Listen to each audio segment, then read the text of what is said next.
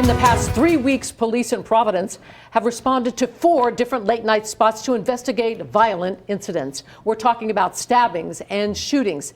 And the Providence Police Chief Oscar Perez says that they have a plan to deal with it. Good to have you with us tonight. I'm Patrice Wood. I'm Gene Valisanti. It's become a predictable thing now, with an equally predictable, if not frustrating, pattern of hearings and appeals. NBC 10's Temi Topa Adelea tells us tonight more about it. Temi?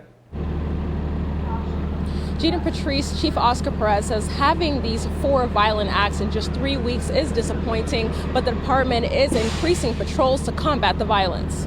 3 weeks, 4 violent crimes, each of them at separate nightclubs or lounges in Providence. Providence's Chief of Police and Board of Licenses Chairman are not pleased. Yeah, it's unfortunate. I think we have a great nightlife in the city where people come and celebrate and enjoy themselves, but unfortunately some people are causing some harm. You know, I'm disappointed. We have had a really long run of some really strong safety.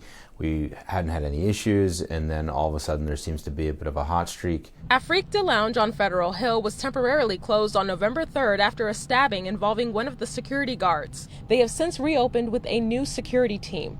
5 days later, a stabbing at Sage Kitchen and Bar, also on Federal Hill.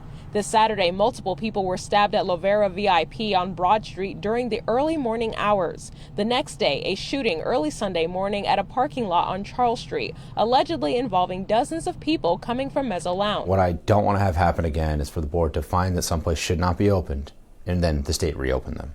It makes it really hard to guarantee public safety when we're being undermined by the state. Conley says each business has security and a few already have police detail. The Board of Licenses voted to close Sage Kitchen last year, but the state allowed them to remain open. Chief Perez commended both local and state licensing agencies for their hard work. Does that make your job more difficult, seeing as though maybe there was an establishment that could have been closed and could have prevented another incident, and then here we go seeing like another stabbing? I think our job, again, is primarily to ensure that the safety is there. We'll continue to do our job as good as we can, and again, it's showing. I mean, the city's safe overall. Crime is trending down. While investigations into these incidents are ongoing, Perez says the department will increase patrols to keep everyone safe, but he also believes finding a solution needs to be a team effort. It's increased patrol in some of these establishments.